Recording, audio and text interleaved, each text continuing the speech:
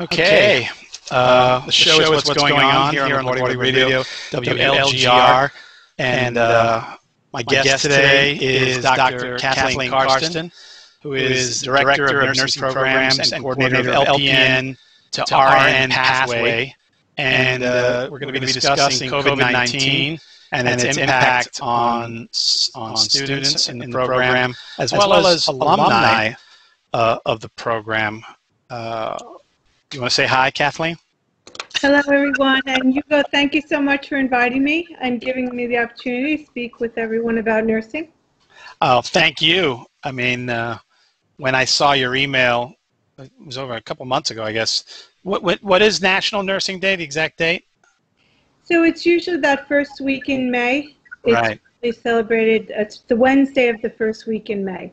And it happens annually. They celebrate Nurses Week and then Nurses Day. This year, 2020, was going to be the year of the nurse because it was Florence Nightingale's 200th birthday. And it has been.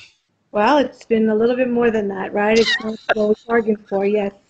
Yeah. Before we get into it, I always like our guests to talk a little bit about themselves so the audience can get to know you. You want to talk a little bit about your background, Kathleen? You know, where you're from, your own studies, things like that? Sure, sure. So I grew up in Queens, thoroughbred New Yorker, and lived in Queens my whole life. I live in Forest Hills.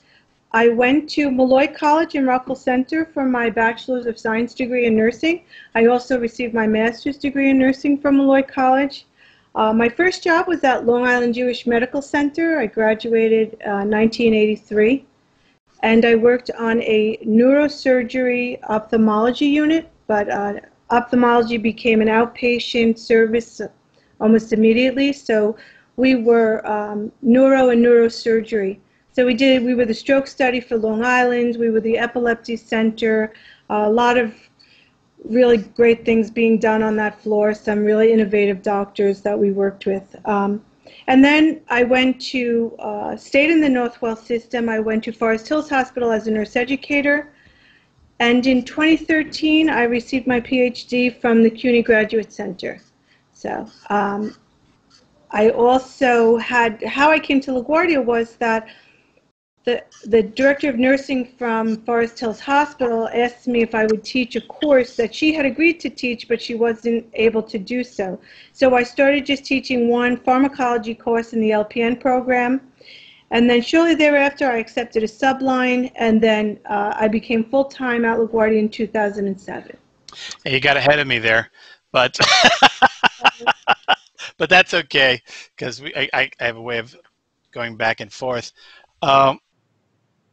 I was going to ask the question. I'm guessing that working in like a neuroscience, you know, that kind of operating theater is pretty intense, right? It was a lot of heavy patients. We worked in the 80s. I worked nights for 18 years. In the late 80s and early 90s, there was a nursing shortage, a significant nursing shortage, and we worked on a 36-bed unit with only 2 nurses at night. So we had one entire side of the floor, 18 patients each. So there were periods where I wouldn't see the other nurse for a couple of hours because we were taking care of our patients on our side, and then she was taking care of her patients on the other side. So it was pretty difficult, but I would say that I learned tremendous amount of organizational skills when you're forced to. Yeah, I know that the way that the medical profession has gone is and I know that nurses talk about this too, that there was a time where they could be patient-centered, could spend a lot more time with the individual patients, and like over time, I guess because of the industry, the costs and whether it's privatization or people just trying to make it more economical, I don't know what the term would be, efficient, there's less and less time, and so a kind of a load like that makes it tough, right? It was difficult, especially at night. I mean, at night, you know, people assume there's downtime, but in a hospital, you know, people receive medications during the night. They're still scheduled to go for CAT scans, and, you know, in an emergency, things still go on. We always practice what we call primary care at Long Island Jewish, and that means you get a group of patients and they're yours, and you do everything for them from start to finish on that shift, as opposed to sometimes they would have different models where one nurse gave out all the meds, one nurse gave out the treatments. That wasn't the case. In the 80s, early 80s, primary care nursing emerged, and that's really still in use today, where one nurse gets a group of patients and you're responsible for those patients start to finish for the whole day. Yeah, what happened? I mean, when did you start making this you talked about coming to LaGuardia to teach, but when did you start finding yourself moving from the the practicum, the doing the job, to training? I guess it would have begun with, right, or teaching. How did that happen? Right. So I was a bedside nurse for 15 years. I had received my master's prior to that, and my master's was in nursing education as opposed to nursing administration. So I was still working on the floor. I was responsible for precepting new faculty. As a matter of fact, I precepted Professor Lisa O'Donnell, who's the coordinator of the LPN program here at LaGuardia now. I was her preceptor in the early 90s when she came to Long Island too. Help me out. Precept, what does that mean? So I was a mentor. Oh, I see. A new nurse, and she worked with me, and I followed her. She followed me, then I followed her until till she was ready to work on her own.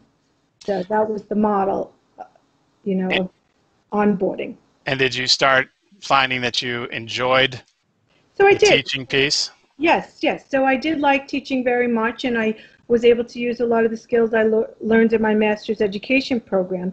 So in 2000, I moved to Forest Hills Hospital as a nurse educator.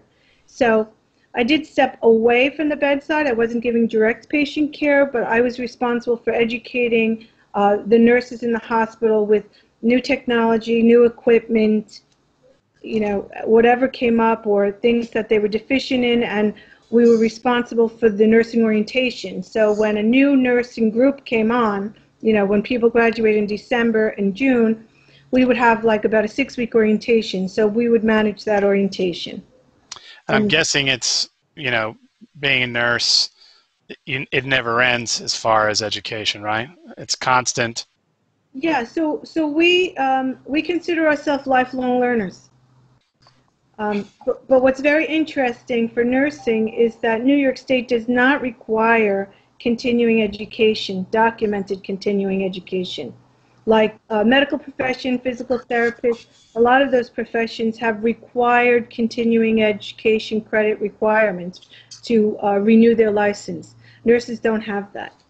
Why is that, do you think? I don't know. I always think that there's been a nursing shortage since the 80s, so I think maybe they're afraid that, they would lose some people in the mix there. Right. And I think the hospitals take on the responsibility of, mandatory education and new learning experiences. So they make an assumption that it is being done because we do consider ourselves to be lifelong learners.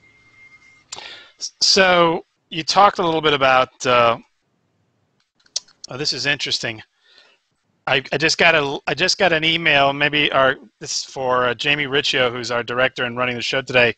Patricia Sokolsky is saying that the links do not work, and I don't know if that's the case. I might have to send her. This happened a couple of weeks ago when I had Dr. Lieberman on the show, and not Dr. Lieberman, but some of his people were on the show, and I I just started recording in Skype, so everyone can hear my. So, folks, if you're watching us now, we've had a major kind of technical issues, and you can blame it. Believe it or not, you can blame it. Obviously, you can blame it on what's going on with the pandemic. Since we aren't in our studios, we've been dependent on our laptops, and we lost our technician who had the best computer during as a result of the budget.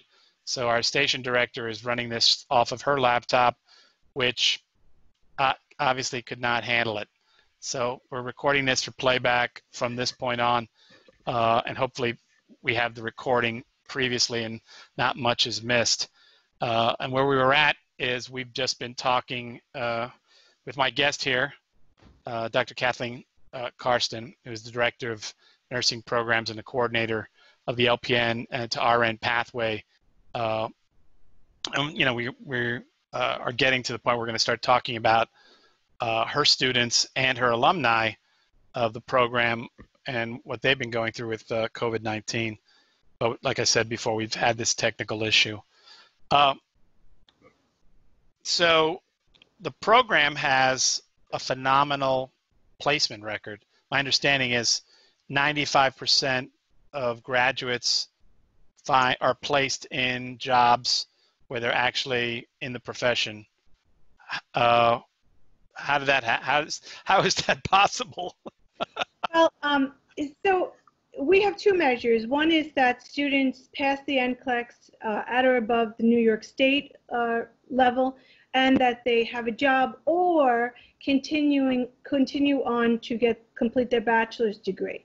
So right now, I have to say I took over the program in 2000, about 10 years ago, and we had a 76% pass rate. And for 2019, we enjoyed a 100% pass rate. So every student in the registered nursing program who took the boards passed the boards on their first attempt. So it's interesting to say that nursing, we don't get to add everyone together after how many tries. We are only judged on their first attempt. And so presently, for last year, we had 81 students who passed the NCLEX on their first attempt. That's a phenomenal statistic. I'm not going to take all the credit for it. You know, my assistant, Jasmine, we've worked very hard. She's been with me from the beginning. We've worked very hard to make changes, and the faculty do a tremendous job of moving those students across the finish line. So in addition to passing, many of our students, I would say almost 50%, go directly to complete their baccalaureate degree, because New York State in 2018 passed the BSN in 10, which meant students had to have a bachelor's degree within 10 years of graduation in order to maintain their license. So most students go right to get their bachelor's. Other students are able to go to work, but with an associate degree in New York City, most of the jobs that you can get are in long-term care facilities like nursing homes. Some of the city hospitals will hire RNs with associate degrees if they can show that they've registered for a baccalaureate completion program. And in the baccalaureate program, what would be their title when they're done? It's the same title. So our students take the same nursing licensing exam as students who graduated from a BSN program, same licensing exam that students from NYU, Columbia, and all those private schools take. Our associate degree graduates take the same licensing exam as all of those students, and we pass at higher rates than most of those programs. And so what is it that they would learn in the last 2 years that they don't get from us, that they don't get from you? So the pre-licensure program is probably the most rigorous and difficult program. After they complete their RN, their associate degree, and receive a license from New York State, what they're getting is a more holistic education as far as taking, you know, your history and your more social sciences, and you get that bachelor's education, you know, more of that liberal arts piece that we don't really give them, because we are really struggling to fit all the nursing information in those 4 semesters that we have them. So it does give them a more holistic education. However, it also introduces them to nursing research. It introduces them to nursing theory. So it's just a more complete picture of nursing. And so but I thought they went into your program after they had already achieved 30 credits through pathways. That's not the case? Because you're talking about 4 semesters. That's like if they went full time, that would be 60 credits, wouldn't it? Yes. So they don't have 12 credits. Well, the way the program is on paper, it is 12 credits a semester.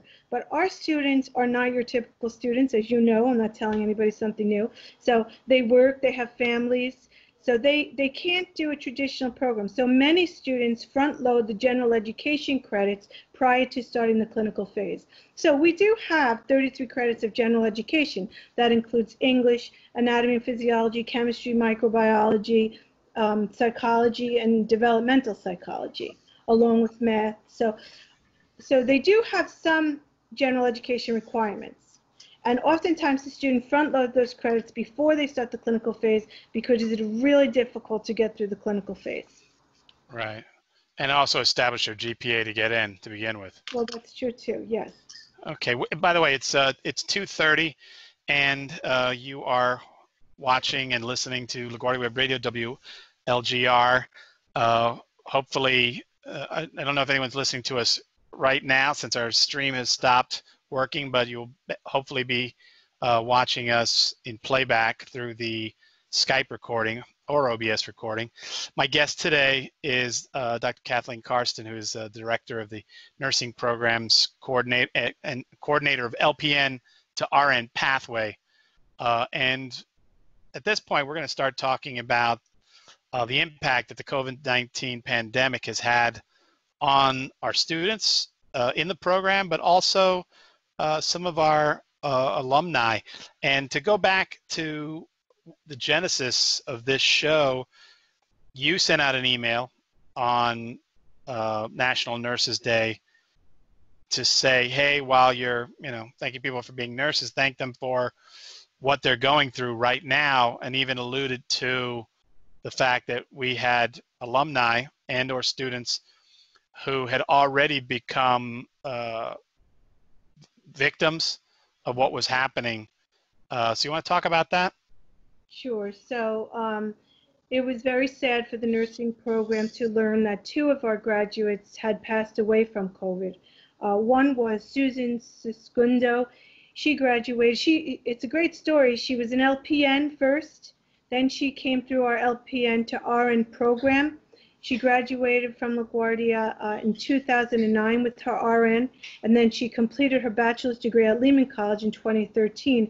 And she, while she was getting her bachelor's degree, she was an employee. She worked with us in the lab, helping other students learn their skills and helping faculty set up the lab for those skills performance exams. She was a nurse at Bellevue Hospital, and she came down with COVID-19, and unfortunately she passed away from COVID-19. Another one of our students, Deborah Kubla Singh, she graduated from LaGuardia in spring 2014 and completed her baccalaureate degree at the School of Professional Studies from 2016, and she was a nurse at the epicenter of the COVID pandemic in New York City at Elmhurst Hospital, which is a Health and Hospitals Corporation facility. And unfortunately, she also passed away from COVID-19.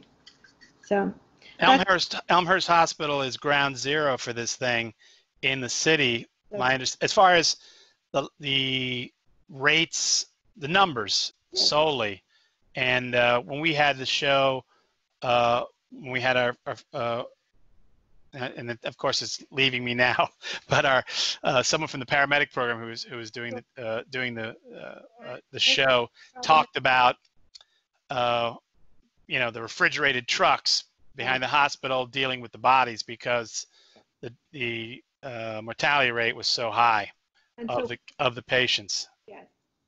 So everything was happening all at once, and the system was just overloaded, and the morgue at the hospital couldn't handle it, and the funeral parlors couldn't handle it. So they did have to bring in refrigerated trucks to store those individuals who passed away, and that's just seems like something from a movie, to be honest. Yeah. By the way, I can see emails coming in. Phil Gimber, who's the director of the Health Sciences Department, is sending me a email. I don't know what it's saying. Probably saying like, I can't see the show. It froze around 10 minutes going in. So everybody will be watching this back.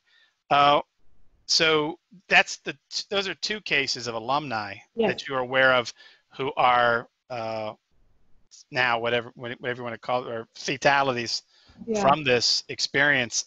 Have you been hearing from other alumni just about what it was? And at this point, we're on the other side of it in some sense. I mean, this is not to deny that there still is a strain on the system by the number of cases and people who are still struggling with it, but nothing quite like what we were going through in early May, right? Right. So nurses who were actually working on the front line, and I was not working in the hospital during this time, but my daughter is a nurse, and she was working in the hospital at this time. And the feedback from most nurses, experienced and new nurses, is that this was the worst time of work, and it also was the best time, because the nurses really became the frontline workers for this pandemic, and many nurses ended up staying in hotels and in different locations while they came to work every day, because they did not want to bring COVID home to their families.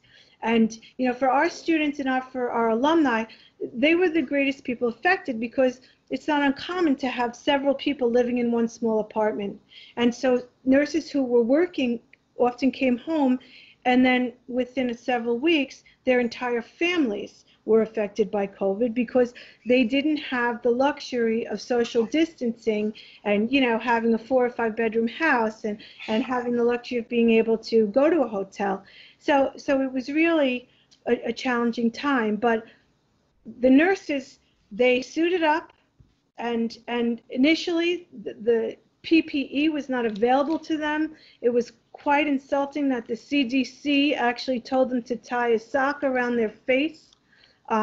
When I worked, we used those N95s. Every time you went into a patient's room, you used a new one and you threw it in the garbage on your way out.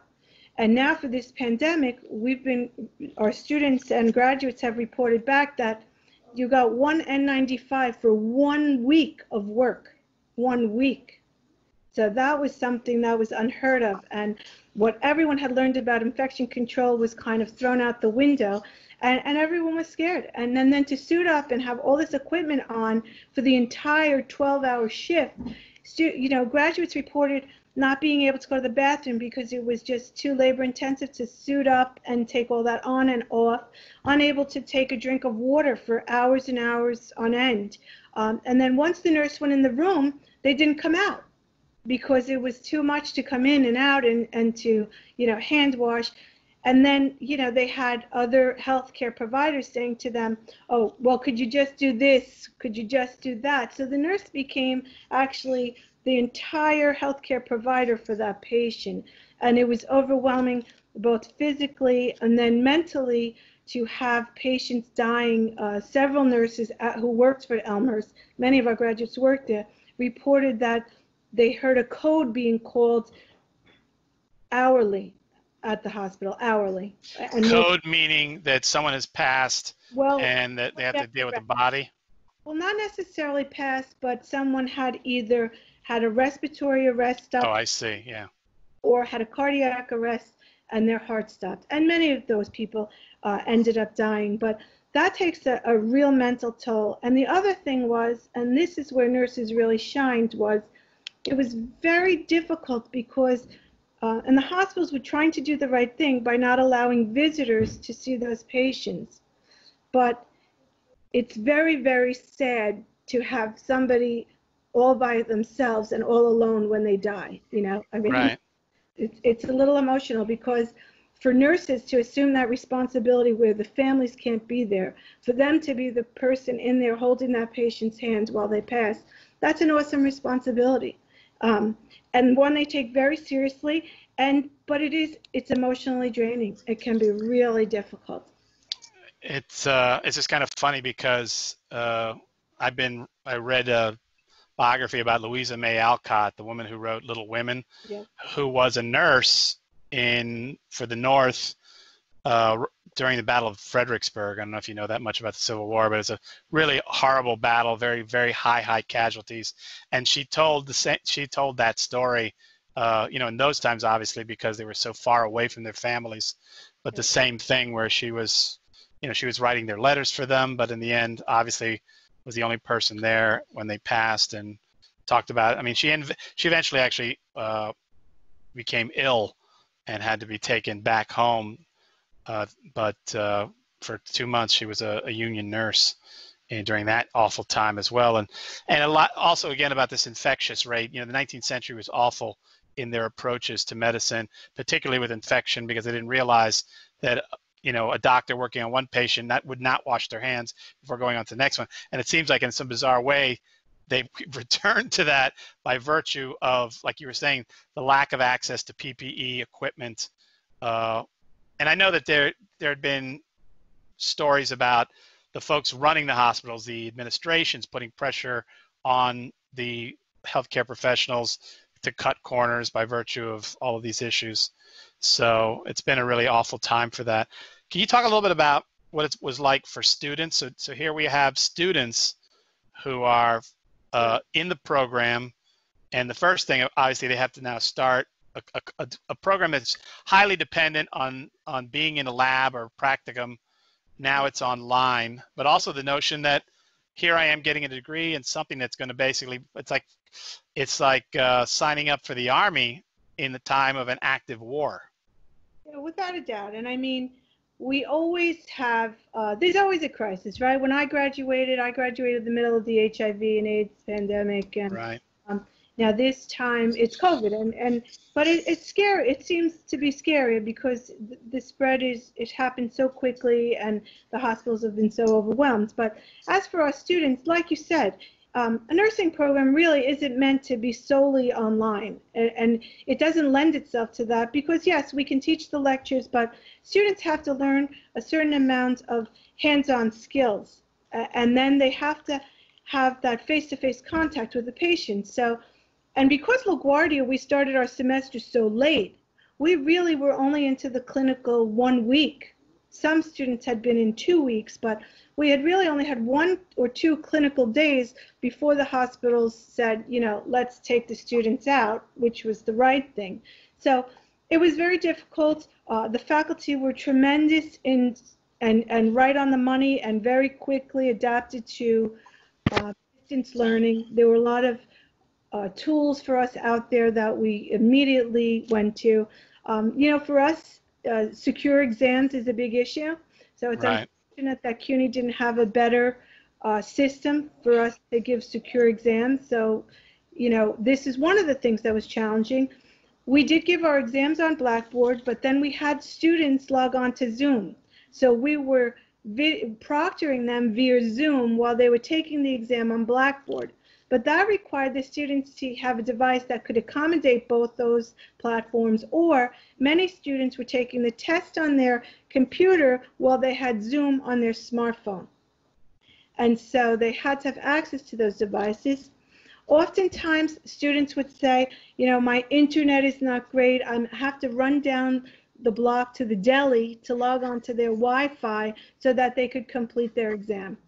And then not only did we have an issue with COVID, but the protests and the riots in New York City, many of our students live in some of those areas where there was a lot of turmoil. And one student said there were 2 or 3 fires in her neighborhood on a Monday. We gave our exam on Tuesday. She had no internet service. 2 students had no power. They just had no power because, you know, the power lines had been knocked out by what was going on. So it was tremendously, and these students, the exams are high stake, the program is high stakes, and they're very anxious, and it was tough for them. I mean, we did our best. We changed our policy so that any student who had to withdraw or wasn't able to pass the course, we did not count that this semester towards our progression policy, because generally, you cannot, if you fail or withdraw or take a medical leave, the second time you do that, you're terminated from the program. So we just felt that we couldn't have that additional burden on the students, so we waived that policy for spring 2020. But again, we had many students whose family members were ill, they themselves were ill, and they just could not, they waited so long to get into the program, and then they had to withdraw because they just physically couldn't do it. So it was really about the which a lot of the faculty relate to, because a lot of our students were going through, but Yes. because of the high stakes nature of the program, it was even worse for your students. Here's a question for you. Did any of the students who are in the program, as a result of seeing what was happening to folks who were active nurses, did you have an experience of anybody coming to you and saying, like, I don't know if I can do this anymore because I'm scared that I'm gonna find myself and that this will happen again, and you know what I mean? So you know what's interesting, Hugo? We did not have that at all. If anything, it increased our candidacy. We had 150 candidates for the RN program, and we had 130 for the RN and 150 for LPN, which is more than we've had in 2 or 3 semesters. So I think the younger generation felt like, I want to do this. This is why I chose nursing as a major. I will be honest with you. I think some of the older nurses in practice at the bedside took this opportunity maybe to retire. They had said, well, I've been through HIV, I've been through COVID, I'm good. Enough. The younger generation is saying, and I don't want this to seem very superficial, but on the upside, when you left the hospital and the stories were so horrific, the community really did rally around these nurses, and they reported back that lunch was provided to them, dinner was provided to them every night. When you came out of work, or you were changing shifts at 7 p.m., it was not uncommon to hear people hanging out their windows, clapping for them, and banging pots, and just being appreciative of those folks on the front line. And of course, I'm partial to nursing, and I'm not saying other people weren't there, but those nurses were there 24/7 for those COVID patients. And I think that's why you go into nursing, because you think you can make a difference, and you want to be that person who can and make a difference for a patient. It's funny because I guess, you say that that's why we go into nursing. My assumption, which is always a mistake to make, is that people do it as a way to get into the middle class. I think about students who choose active service in the military with the notion that when they come out the other side, they're going to get money through the GI Bill to go to college, and that's the only way they can do it. And then, of course, they find themselves serving in a foreign war as a result of whatever happens. So that's why I was thinking about that question, because maybe I don't know if I'm being, if it's a cynicism or just, again, an assumption, but you know what? And why shouldn't they want to? Both. Yeah. Why shouldn't they want both? And we consider ourselves providing transformational education. So the Dean of Health and Human Services does a report annually, and it was noted in that report. I'm not sure the one exact year, but the average salary for a nursing student entering the program is anywhere about $12,000. And so on completion of even their associate degree, their average salary becomes between $79,000 and $85,000. So there is no profession in CUNY that changes their socioeconomic status like nursing. And I can only tell you now, my daughter has a baccalaureate degree. She graduated with a baccalaureate degree. Her first job, not one day experience. She worked at New York Presbyterian Hospital, and this is 4 years ago. The starting salary was $98,000. So I believe the starting salary this year is $102,000 to $105,000 for a brand new nurse, never worked a day in her life with a baccalaureate degree. And let me tell you, they're getting their money's worth, but that is, you talk about getting out of the middle class, you're absolutely right. Not that they're not getting into the middle class. they're and they not only change their life, they change the life of their family. Yeah, of course. On their salary and being able to provide that kind of job security. And like I said to you before we were on the air, nurses are never without work. So we never fear that we won't have a job. I mean, literally, I could get a job, I don't know, I would say in a couple of days. I'd have my dream job if I wanted. It's funny because when I went to graduate school and one of my classmates was a friend of mine who was an RN, and I got out and I went back to work as a waiter, Yeah. tried to pay off my student loans, and she could go back to nursing. And I never checked in to say, hey, how'd you do with the student loans? But my guess is she probably did just fine. Before the Twitch stream and everything went down, Jamie Riccio did say that a question came in. So here's one. Though she's here, it's saying there are a few comments about how rewarding it is to give back through teaching after a clinical career. So maybe that's a question.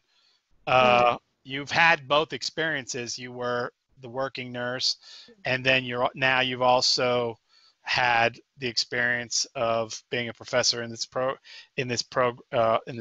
teaching folks who want to become health professionals. Which one? How do you feel about the payoff of the two fields? Is there a difference? There is a difference, but for me, I always enjoyed education and being the preceptor to a new nurse.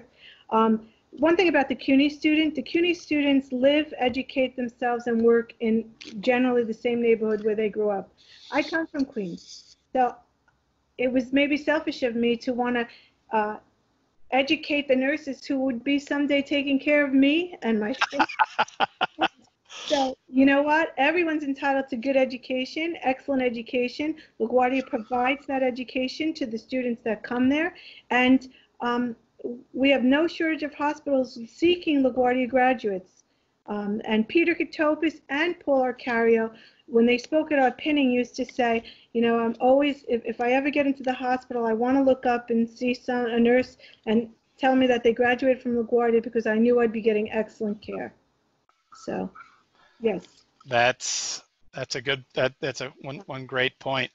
So we're moving into the last 10 minutes of the show, though. Again, since the stream is broken, and we'll see how Dr. Riccio puts this all together again for folks, so they can see it in their own time through the system, through our YouTube channels and Twitch and SoundCloud. We are kind of in the wrap-up piece. So any kind of last words? You had mentioned you want to come back on my show and talk about the WN or the credit, no credit option and nursing. You want to say a quick something about that before you say goodbye and thank you?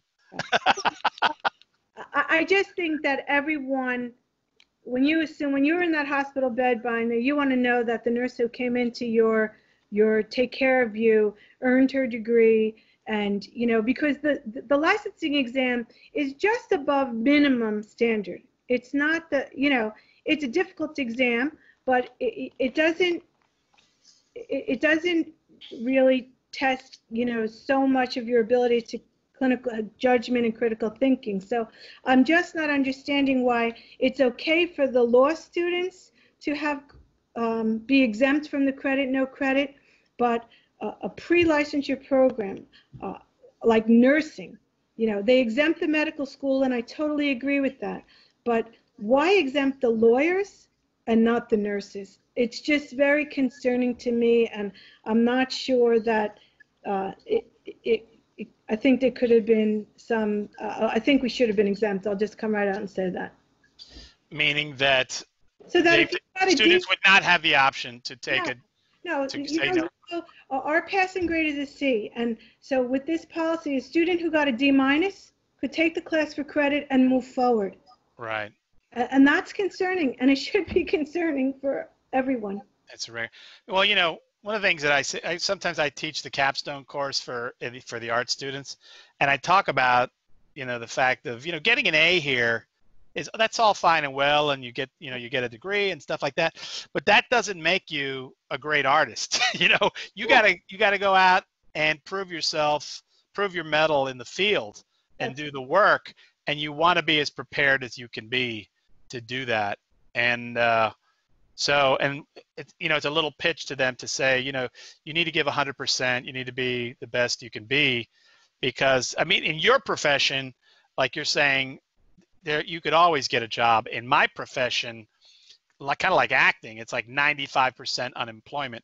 There's a very small percentage of people who make a living making art, and so they get, you can imagine what it takes to get there.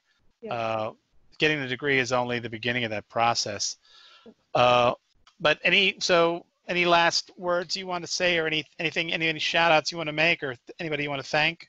I would like to thank you for inviting me on. It's been a great opportunity. I'm sorry we had technical difficulties. Of course, I want to thank Jasmine. She's a tremendous help to me running the program, at Lisa O'Donnell, who runs the LPN program, and all the nursing faculty, because they really, nurses at this level could work anywhere for, greater salary, but they choose, and I mean that, they choose. They make a conscious decision to come to the college and take a lesser salary because they truly believe in educating the next generation of nurses.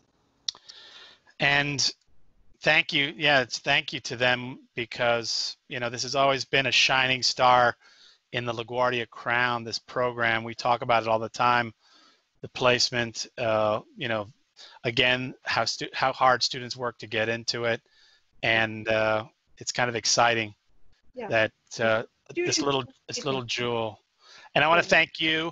It's been exciting to have a guest on who I have to, I'm not going through the motions of asking a question. I have to ask, because you use so many initials and things. And I've learned, what I'm saying is I learned a great deal today just listening to you talk about it, because you forget we're all part of this big entity, and we kind of think we know what's going on, and until somebody really starts talking about the nuts and bolts of their program, you don't realize what they do. So I just want to thank you for being on my show.